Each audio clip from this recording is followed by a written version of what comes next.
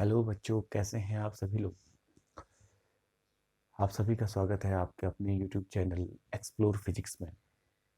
तो आज हमारा जो लेक्चर स्टार्ट होगा तो वो बेसिकली जो है कंटिन्यूअस चार्ज डिस्ट्रीब्यूशन से संबंधित है। और उसी से थोड़ा सा आगे थोड़ा सा आज हम सर्किल और जो है 1/4 ऑफ सर्किल से कितना जो है इलेक्ट्रिक फील्ड जो है डेवलप होगा, इसके बारे में आज हम पढ़ रहे हैं। मतलब इलेक्ट्रिक फील्ड नहीं, सॉरी, यहाँ पे हम फोर्स निकाल रहे हैं, तो फोर्स देन इसको इलेक्ट्रिक फील्ड में भी हम आगे पढ़ेंगे। तो सबसे पहले फोर्स से रिलेटेड हम बात कर लेते हैं। चलिए, तो देखिए, यदि मेरे पास जो है, कल मैंने कंटिन्यूस चार्ज डिस्ट्रीब्यूशन बताया था, तो हमने लाइन चार्ज डिस्ट्रीब्यूशन पढ़ा था। लाइन चार्ज डिस्ट्रीब्यूशन और फिर सरफेस और फिर वॉल्यूम।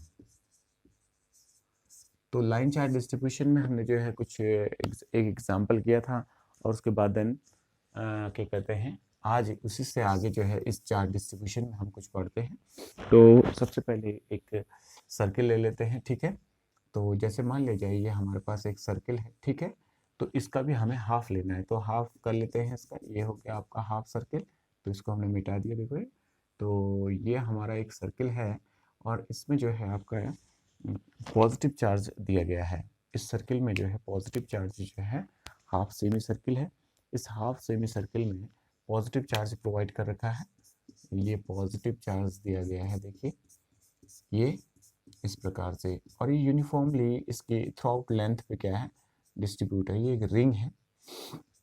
इस रिंग के सेंटर पे, इस सेंटर पे एक चार्ज है Q0, और इसमें पूरा चार्ज जो डिस्ट्रीब्यूट है वो कितना है, late it B Q, capital Q charge जो है इसमें डिस्ट्रीब्यूट है।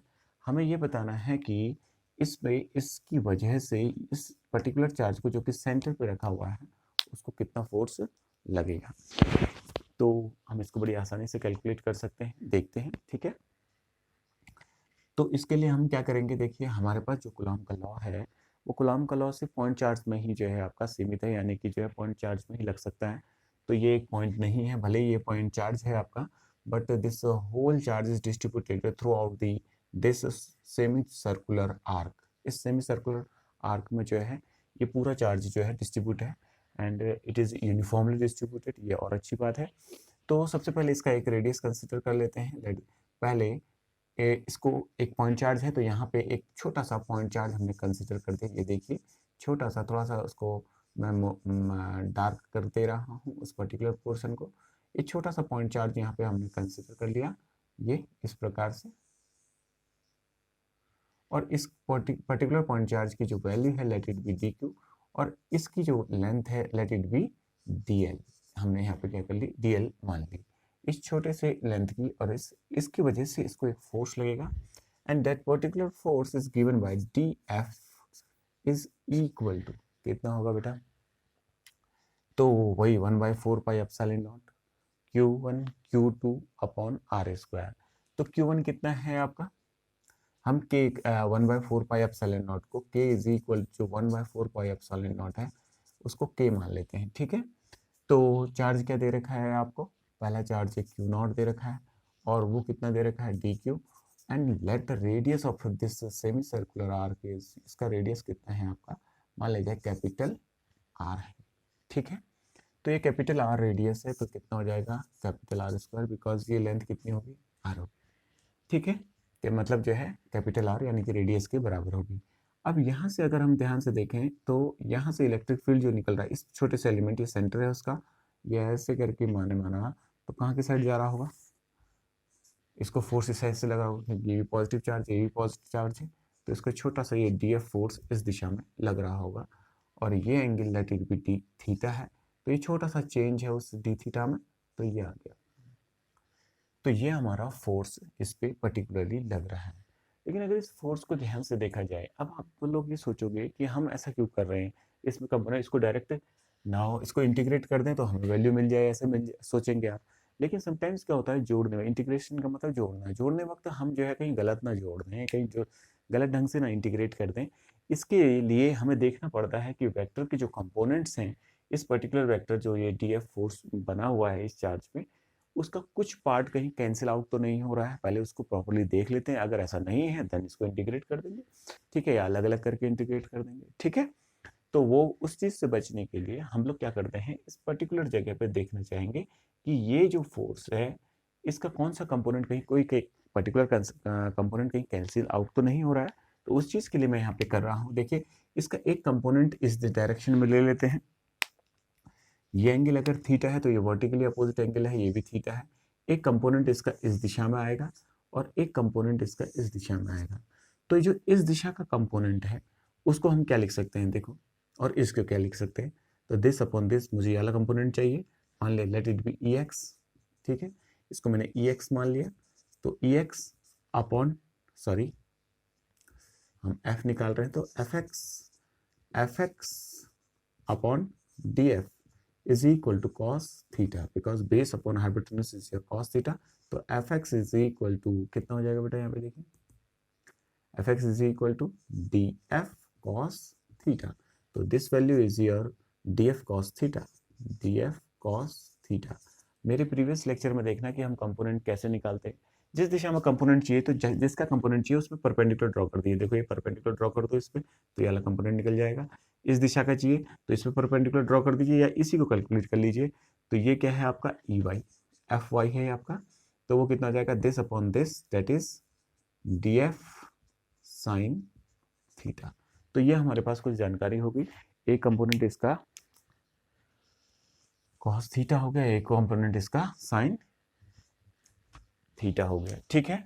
तो D F cos theta, D F sine theta. यदि हम देखें इस कंपोनेंट को, अगर हम ध्यान से देखें, देखिए जरा, ये कंपोनेंट कैंसिल आउट हो रहा है, कैसे हो रहा है, अगर हम इसी एलिमेंट का एक छोटा सा एलिमेंट यहाँ पे कंसिडर करते हैं, देखिए जरा, ऐसे करके अगर मैं बनाता हूँ उसको, तो उसका भी ये जो डी एफ बनेगा, ये जो डी एफ बना है, ये डी एफ बना है, उसका जो है क्या हो जाएगा, डी एफ कॉस थीटा इस दिशा में आएगा, डी एफ कॉस थीटा इस दिशा में आएगा। तो D F cos theta, D F theta, यानी कि इसका जो ओरिजेंटल कंपोनेंट है, जो component parallel to X axis है, वो कैंसिल आउट हो जाएगा। यानी कि इसका जो मिरर इमेज है, क्योंकि ये सिमेट्रिक है, इसका जो इमेज मिरर एलिमेंट है, जैसे ये है, इसका मिरर एलिमेंट ये है, तो ऐसे ही इसका मिरर एलिमेंट यहाँ पे होगा, ऐसे इसका मिरर एलिमेंट यहाँ पे होगा, ऐसे यहाँ पे होगा। तो वो सब क्या हो जाएंगे, एक दूसरे को कैंसिल आउट कर देंगे। इसलिए हमें इसको बनाने की जरूरत नहीं, क्योंकि डायग्राम कुछ ज़्यादा ही प्रॉब्लम, बहुत डेंस हो जाता है, इस वजह से मैं इसको हटा दे रहा हूँ। तो ये कैंसिल आउट हो जाएगा। तो हम यहाँ पे लिखेंगे, देखिए जो डी एफ कॉस थीटा है is cancel out by the mirror element, mirror charge element, charge element, ठीक है। ये अगर ये कैंसिल आउट कर देगा तो सिर्फ कंट्रीब्यूशन यहाँ पे इलेक्ट्रिक फील्ड जो है कौन दे रहा है आपका, ये। इसका मतलब देखो, इसको अगर मैं इंटीग्रेट कर देता तो ये एक्स्ट्रा ऐड हो जाता, नहीं हो जाता। अगर ये एक्स्ट्रा ऐड हो जाता तो हमारी इलेक्ट्रिक फील्ड की, सॉरी, जो उसको फोर्स लग रहा है उसकी वैल्यू ही कुछ और आती। तो इन सभी से बचने के लिए हमने जो है इसके कंपोनेंट को देखना उचित समझा, ठीक है। तो अब हम उसी के बारे में बात कर रहे हैं। तो इसका जो कंपोनेंट है उस कंपोनेंट को देखते हैं। तो वो कंपोनेंट क्या है, ये डी एफ एक्स, छोटा सा है तो डी एफ एक्स मान लेना है इसको, ये डी एफ वाई। तो डी एफ एक्स जो है ये कैंसिल आउट हो गया, तो अब हम उसको निकाल रहे हैं। तो डी एफ एक्स कैंसिल हो गया तो क्या बचा हुआ है, फिर D F Y is equal to D F sine theta. अब देखिए एक प्रॉब्लम है, अगर मैं डी एफ की वैल्यू यहाँ से उठा के इधर पे रख देता हूँ तो देखो ये ऐसी नजर आती है। देखिए जरा, putting the value of D F here, that is K Q not upon R square, और इन प्लेस ऑफ दिस यानी कि डी क्यू, ये आ गया साइन थीटा। देखो यहाँ पे अगर हम इसमें काम करना चाहें तो एक प्रॉब्लम आ रही है। क्या प्रॉब्लम आ रही है, ध्यान से देखो जरा, क्या प्रॉब्लम आ रही है। एक तो डी क्यू ऐसे करके ऐड हो रहा है और एंगल के सेंस में भी आ रहा है, तो इसको अभी इंटीग्रेट करना पॉसिबल नहीं है। इसलिए हम क्या करते हैं, थोड़ा सा डी एफ को थोड़ा सा कन्वर्ट कर लेते हैं, चेंज कर लेते हैं, जिससे कि इंटीग्रेबल हो जाए। कल मैंने आपको बताया था इंटीग्रेबल तभी होगा जब जो है आपका वेरिएबल जो है एक पर्टिकुलर सेंस में हो। तो सबसे पहले डी क्यू को निकालते हैं। पूरा चार्ज कितने में फैल रखा है देखो यूनिफॉर्मली, क्यू चार्ज पूरी पाई आर लेंथ पे। पूरी लेंथ कितनी होती है, 2 पाई आर होती है, तो इतनी लेंथ कितनी होगी, पाई कैपिटल आर। तो चार्ज पर unit length that is linear charge density. तो total charge upon length of this segment, वो सेगमेंट कितना है आपका, पाई आर का हो गया। ठीक है, तो अगर हमें डी क्यू चार्ज चाहिए, कितना चार्ज चाहिए, डी क्यू चार्ज चाहिए। डी क्यू किस लेंथ का है, डी एल लेंथ का। तो एक यूनिट लेंथ का में चार्ज इतना है, तो डी एल लेंथ में कितना चार्ज होगा, डी क्यू जो कि मैंने मान रखा है। तो D Q is equal to कितना हो जाएगा, लैम्डा इंटू कितना हो जाएगा आपका, डी एल। तो इसी फॉर्मेट को ऐसे लिखा जा सकता है, देखो D F is equal to K times Q not upon R square, और in place of D Q V Q you can put,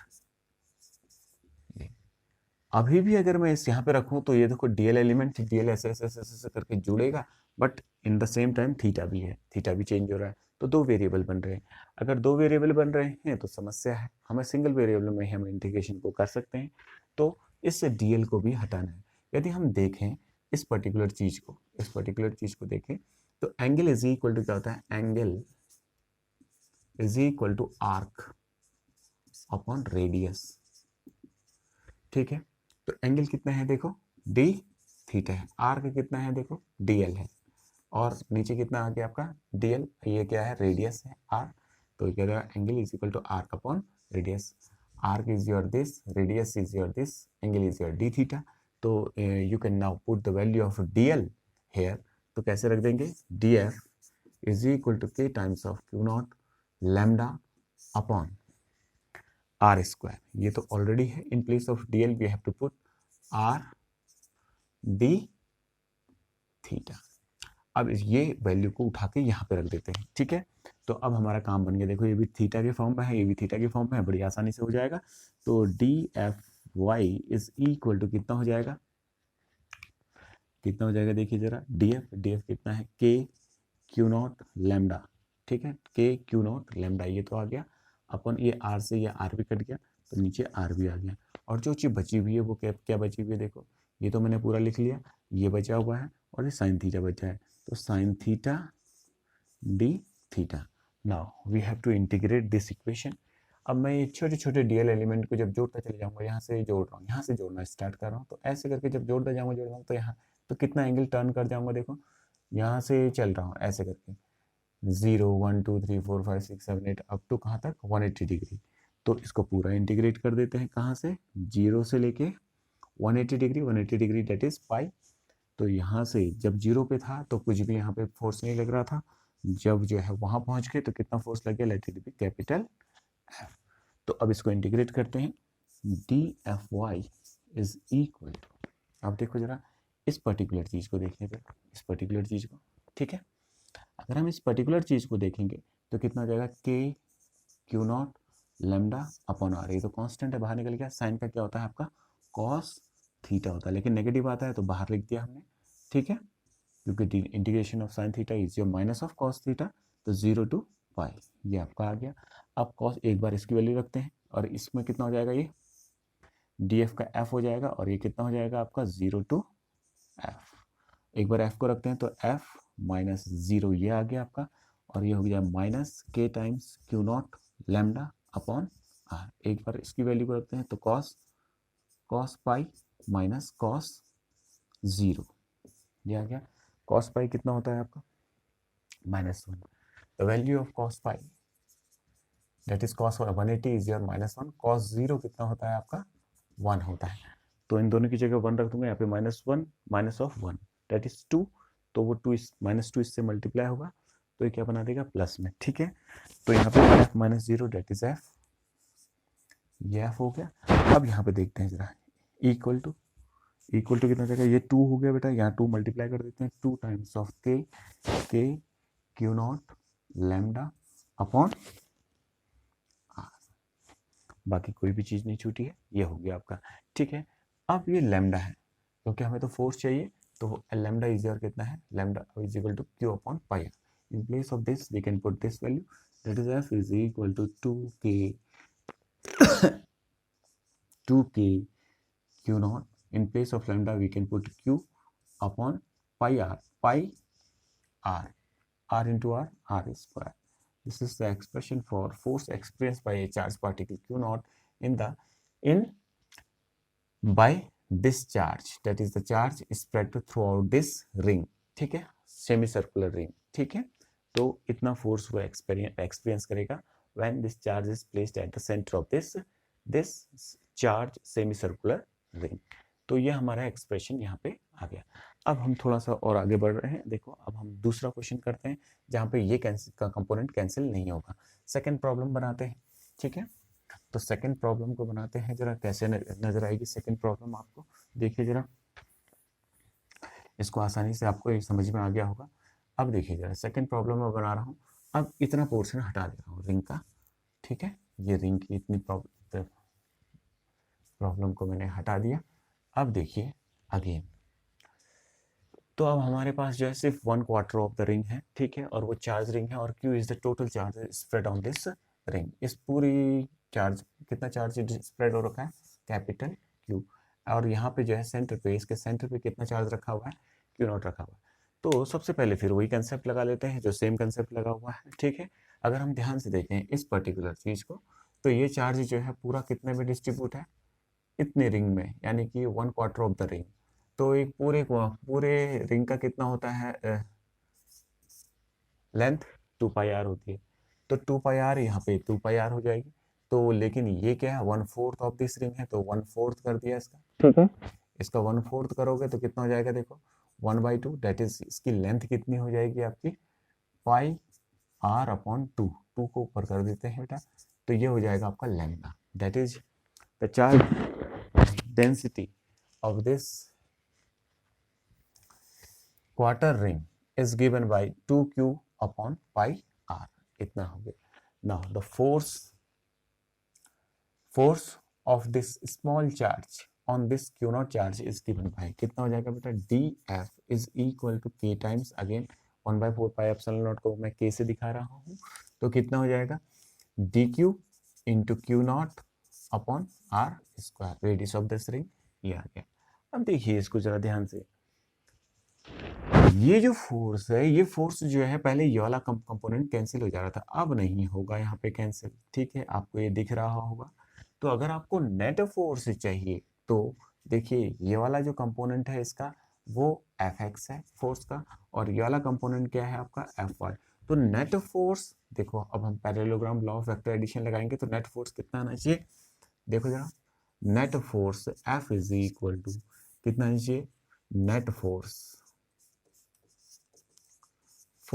is F is equal to कितना जाएगा, Fx square plus Fy square, ऐसा आना चाहिए।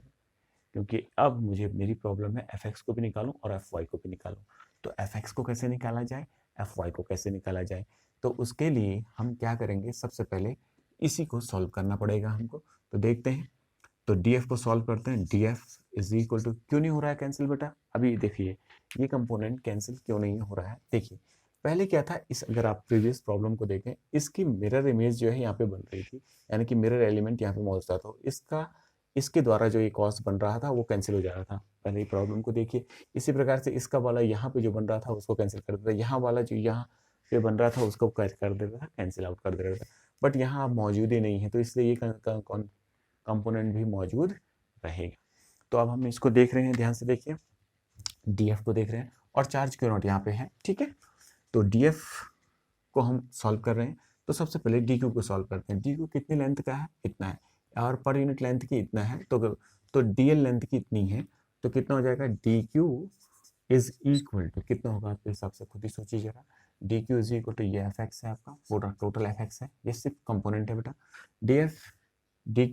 dq कितना है बेटा, lambda times the length element, ठीक है। तो अगर इसी एक्सप्रेशन को लिखना है तो कैसा हो जाएगा, df को अगर लिखना है तो k dq q नॉट ऐसे है, तो हम q नॉट को लिख लेते हैं इन प्लेस ऑफ q नॉट, जो सेंटर पे चार्ज रखा हुआ है, तो dq की जगह हम क्या लिख सकते हैं, लैम्डा dl लिख सकते हैं। अब लैम्डा dl को भी चेंज कर लेंगे, क्योंकि हमारा वही साइन थीटा वाला प्रॉब्लम आ जाएगा, थीटा वाला प्रॉब्लम आ जाएगा, कॉस थीटा बचा, ठीक है। तो इनसे बचने के लिए उसको हटा देते हैं, क्योंकि इंटीग्रेट जब हम करने बैठेंगे, देखिए जरा, अगर मैं इसको इंटीग्रेट करने के लिए बैठता हूँ तो कितना हो जाएगा, d F Y is equal to कितना हो जाएगा, डी एफ साइन थीटा। और यदि मैं इस डी एफ की वैल्यू को रखता हूँ तो देखो ये डी एल भी आएगा और थीटा भी आएगा, तो ये दो चीज़ों में जो है वेरिएबल हो जाएगा। हमें एक सिंगल चीज़ में वेरिएबल चाहिए होता है जब भी हम इंटीग्रेट करते हैं, क्योंकि इंटीग्रेबल ही तब होता है चीज़, ठीक है। तो वही एंगल इज इक्वल टू कितना होता है आपका, आर्क अपॉन रेडियस। तो यहाँ पे एंगल कितना है, डी थीटा, ठीक है। और आर्क कितना है आपका, डी एल, और रेडियस कितना है आपका, आर। हमें डी एल चाहिए तो हम इसमें रख सकते हैं, तो D F is equal to कितना हो जाएगा, इसको देखो जरा ध्यान से, के टाइम्स क्यू नॉट लेमडा अपनी जगह पे, इन place of D L V can put R D theta, और नीचे तो आर स्क्वायर है ही। अब इसको आसानी से सॉल्व किया जा सकता है। अगर हम ध्यान से देखें तो in place of D F we can put this value, तो D F Y is equal to D F की जगह क्या क्या रख सकते हैं, देखिए जरा, के लेमडा क्यू नॉट, ये आ गया आपका, अपॉन आर स्क्वायर अपनी जगह पे है, ठीक है। सॉरी ये आर से आर को भी कैंसिल कर लेते हैं तो आर बच जाएगा नीचे, ये तो मैंने लिख लिया। अब बचा है आपका sine theta and D theta. Now integrate this, तो अब इसको इंटीग्रेट कर रहे हैं, तो ये जोड़ दिया क्योंकि ये तो कांस्टेंट है, ठीक है, यूनिफॉर्मली डिस्ट्रीब्यूट है तो ये भी कांस्टेंट है, आर तो अपने आप में रेडियस है इसका, वो भी अपने आप में कांस्टेंट है। तो कहाँ से, जीरो से कहाँ तक करना है, पाई बाई टू तक, यानी कि 90 तक करना है। कहाँ तक करना है आपका, 90 तक करना है, ठीक है। तो 90 तक कैसे कर देंगे हम इसको, देखिए जरा, तो 90 0 टू पाई बाई 2, ये आ गया, 90 तक कर दिया। जब जीरो पे था तो फोर्स कितना था, 0 था, और जब यहाँ पहुँच गया तो कितना हो गया, let it be capital F, ठीक है। जब इसको इंटीग्रेट करेंगे तो ये वाली वैल्यू कितनी आ जाएगी, कैपिटल एफ वाई। तो ये एफ वाई आ गया आपका is equal to K lambda Q not upon R, ये तो अपनी जगह पे है। और इसका साइन का क्या होता है आपका, कॉस थीटा, लेकिन नेगेटिव साइन के साथ, तो ये कितना हो जाएगा, 0 टू कितना, पाई बाई 2। तो एक बार इस वैल्यू को रखेंगे तो कितना हो जाएगा, K lambda Q not upon R with negative sine, cos pi by 2 minus cos 0। Cos 0 तो 1 होता है, कॉस पाई बाई 2 कितना होता है आपका, cos pi by 2, cos pi by 2 0 होता है। कॉस पाई बाई 2 की वैल्यू 0 रख दी तो ये 0 हो गया, ये 1 हो गया, -1 है तो इससे मल्टीप्लाई होगा, तो रिजल्टेंट वैल्यू कुछ इस प्रकार से आएगी, यानी कि एफ वाई आपको ऐसा दिखाई देगा, F Y is equal to K times of lambda Q not upon R. ये आपका एक एक्सप्रेशन आ गया, एफ वाई आ गया, ठीक है। अब हमें एफ एक्स निकालना है, तो एफ एक्स कैसे निकलेगा, तो उसके लिए इसको सॉल्व करेंगे, डी एफ एक्स, देखिए जरा, ये एफ वाई था, D F X is equal to कितना हो जाएगा, यहाँ पे देखो, डी एफ कॉस थीटा, और डी एफ कितना है, देखिए अभी डी एफ निकाल रखा है आपने, यहाँ पे है डी एफ की वैल्यू, तो K lambda Q not upon R, K lambda Q not upon R into D theta and cos theta. तो कॉस थीटा तो कितना, ये आ गया आपका, और ये डी थीटा आ गया।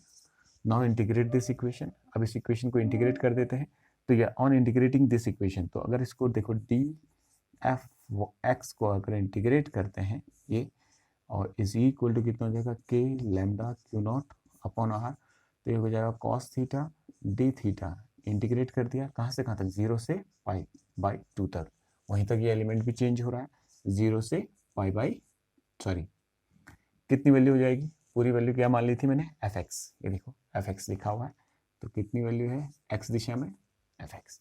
इसको इंटीग्रेट करेंगे तो कितना हो जाएगा, ये एफ एक्स हो जाएगा। इसका इंटीग्रेशन कितना का, कॉस का साइन होता है, K lambda Q not upon R, इसको करेंगे कितना होगा बेटा, इसको ज़रा ध्यान से देखिए, हो जाएगा साइन थीटा और 0 टू पाई बाई 2। एक बार अपर लिमिट रखेंगे, एक बार लोअर लिमिट रखेंगे इसमें, तो K lambda Q not upon R, तो cos sine pi by 2 minus sine 0, ये आ गया। एक बार अपर लिमिट रखा, एक बार लोअर लिमिट, तो F x that is total force experienced by this charge particle in the direction of x axis is given by fx, ठीक है। तो fx कितना निकल गया आपका, वो k lambda Q not upon R, और ये इंटू 1, ठीक है, इतना आपका आ गया। अब हमें नेट इलेक्ट्रिक फील्ड चाहिए, तो नेट फोर्स चाहिए। तो नेट फोर्स हम कैसे निकालेंगे, इसको मैं मिटा दे रहा हूँ बेटा, अब इसकी ज़रूरत नहीं है। और ये टोटल चार्ज है, ठीक, चार्ज डेंसिटी है। तो देखिए जरा आप ज़रा ध्यान से, नेट फोर्स कैपिटल एफ, इसको ज़रा देखो जरा, नेट फोर्स कैपिटल एफ कितना आएगा, capital F is equal to क्या है आपका, F X square plus F Y square. F X को देखो जरा, K lambda Q not upon R, और ये भी कितना है, K lambda Q not upon R, that is ये दोनों एक ही है, एफ एक्स और इक्वल टू क्या है आपका एफ वाई है। तो इसको कैसा लिखा जा सकता है, 2 टाइम्स ऑफ मैग्नीट्यूड वाइज बेटा, मैग्नीट्यूड वाइज, ठीक है, 2 टाइम्स ऑफ एफ एक्स लिखा जा सकता है इसको, ये हो जाएगा √2 एफ एक्स हो जाएगा, ठीक है। और ये आ गया आपका F X is your this, that is √2 के times lambda q naught upon r. Now you can replace lambda by this equation, ठीक है। तो ये कितना हो जाएगा इस equation, because lambda is just uniform charge density which is your 2q upon pi r।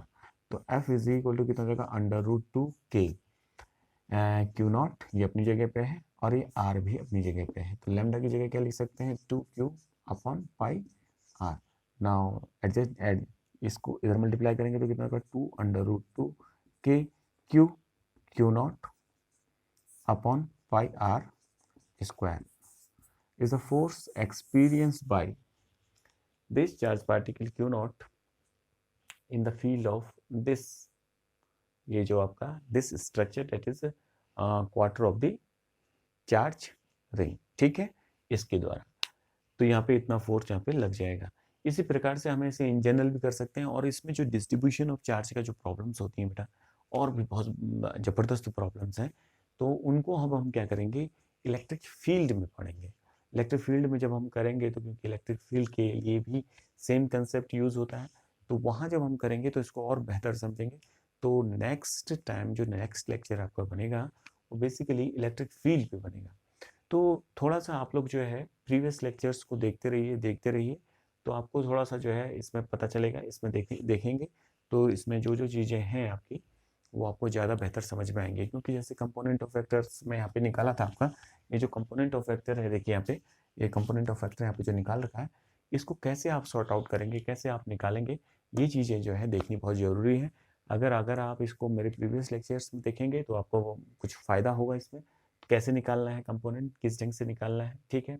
और अगर इससे पहले चार्ज डिस्ट्रीब्यूशन को अगर आप देख लें तो देन इसको और ईजिली आप समझ सकते हैं कि ऐसा क्यों माना गया है। और कुलाम लॉ को मैं जैसा कि कह चुका हूँ कि पॉइंट चार्ज पे ही एप्लीकेबल होता है, तो हम तो पॉइंट चार्ज से ही कंसेप्ट से ही इसको करेंगे। पहले शुरू में पॉइंट चार्ज का कंसेप्ट डालेंगे, देन इसको होल इंटीग्रेट कर देंगे। तो आज के लिए इतना ही। आप सभी लोग पढ़ते रहिए। Thank you.